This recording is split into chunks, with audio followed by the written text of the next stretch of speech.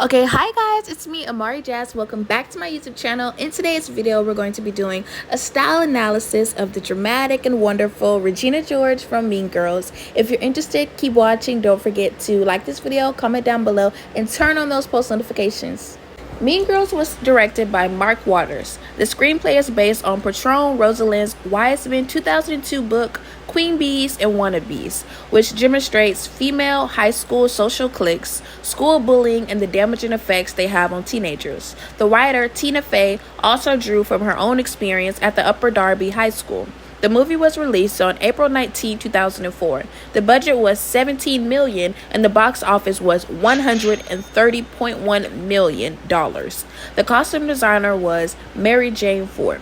She said, "We wanted it to be realistic, but it also has a timelessness. In costume design, you need to always project a little into a future because the movie came out in 2004, but we actually made it in 2003. So we had to be a little ahead of the game and look at a lot of different things you do when you want to go in the future. In this country is you go to European fashion and you see what they're doing, and then you take those colors and shapes and you try to modify it to fit a contemporary lifestyle. We also went back in the world when women and girls actually dressed to go to school. In the 50s, nails were done, your hair was done, and your dresses were in impeccable shape. So it's a little bit of a combination of the future and the past and gave it a contemporary feel." She said, "We read millions of teen magazines and looked through millions of high school yearbooks from all over the country. But real schools are not quite as glossy, and we wanted a little bit more gloss, just given the subject matter of the group. It's called the Plastics. They're the fashion dictators of the school, and we wanted them to be more like the brightest, shiniest ball on the Christmas tree. And then we set people in around them as far as the costumes go."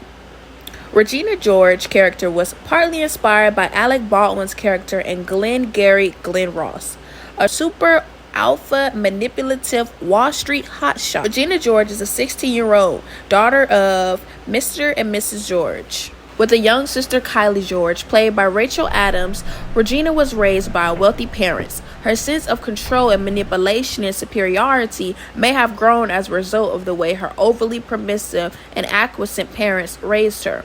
Regina has long, straight blonde hair, fair skin, and blue eyes. She has an upturned nose.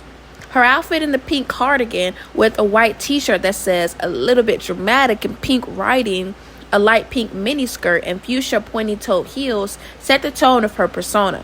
She's attractive, and more importantly, she's the most socially intelligent. That's what gives her the power to manipulate others so well. She understands people's fears and insecurity. She's also rich, and she drives, all which are assets that she can leverage. Quote, "Walk home," quote. She goes when her clueless followers side with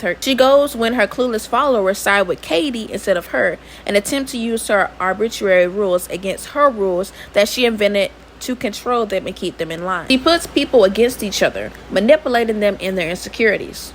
She lies to Aaron about Katie. Regina noticed Katie for the potential threat that she was. If the Plastics subsumed her into the group so they can control her. If she were left as a free agent, she would earn the attention of the attractive boys, and she would threaten the alpha status of Regina and the Plastics. She is followed around everywhere by her friends. Karen Smith and Gretchen Williams, according to Damian Lee, quote, "just her little workers," quote. The special ingredient behind Regina's control was two things: sex appeal and the insecurity of others. Regina only had followers because she mastered making girls feel inferior to her for her attractiveness and guile, and used male attention to make herself seem and feel superior.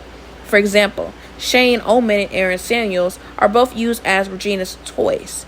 "She's fabulous but evil," from Damon. In Regina's eyes, Katie was so lucky to have the Plastics to guide her from social suicide. Regina and Katie start to become close friends at the start of the movie. Ever since Regina invites Katie to the table of the Plastics, Regina invites Katie to the table after saving her from the sleazy Jason. The rules of sitting with the Plastics: on Wednesday, you could choose to add a splash of pink to your ensemble or wear an all-pink outfit. The Plastics only allowed to wear jeans and sweatpants on Fridays. They had to wear sports dresses and skirts the rest of the week. Patterned and pleated minis added a preppy vibes, occasionally bare midriffs. The costume designer said, When you see this group, you want to feel like you walked into something delicious and wonderful, even though it's bad for you. The key staple pieces of them were tiny handbags. Their bags only had to be big enough to fit a phone, lip gloss, and house keys. Regina wore super slassy slogan tees. If Regina put on a t-shirt, it was a fitted t-shirt, and she had the belt and the shoes and the sweater to go with it. It wasn't just throwing a t-shirt and a pair of boots and run out the door. There was no casualness to the way she dressed. She thought about every single solitary element that she put on. Regina fashioned a skirt out of her short gym shorts and paired it with a tight t-shirt. Most people wear sweats or t-shirts to bed, but not Regina George. The leader of the plastic looks chic in a monogram pink pajama set with R necklace and an accessory she's seen wearing throughout the film. Regina has on a power suit. She has on her high boots and she's got her collar turned up and her dark sweater that makes her look like she's the boss and the one in charge. Costume breakdown. In the height of her supremacy, she was in the best shape, had the nice figure, and her confidence stemming from her physique. And the boob cutout scene, she shows how confident she is in herself, and as long as her body looks good in it, she's fine. The girls had over 30 outfit changes. When she started to wear sweatpants, it shows how she felt insecure in her status, and her role in the school is becoming threatened. The outfit she wore when exposed in the burn book is the darkest color she's worn in that point, meant to show her distress about learning about Katie. Katie is becoming more popular to her. As well, plays in the villain persona, wearing an off-the-shoulder top, our initial silver necklace, Louis Vuitton cherry blossom belt, and mini bag, jeans, and white shoes. Unlike Sex and the City's Carrie Bradshaw, the name necklace had a new revival in the form of the initial necklace. Regina wore an R because obviously wearing your whole first name is so last season. And the lacrosse outfit shows her competitive spirit and mean girl streak used for good.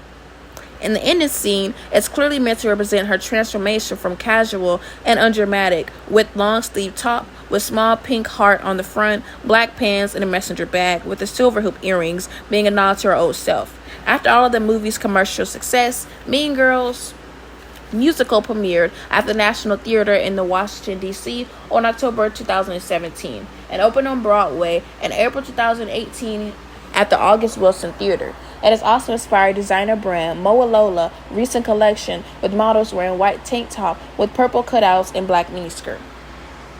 So that was my take on Regina George style analysis. I hope you guys enjoyed my video. Don't forget to like, comment, subscribe, and I'll see you in my next one. Goodbye.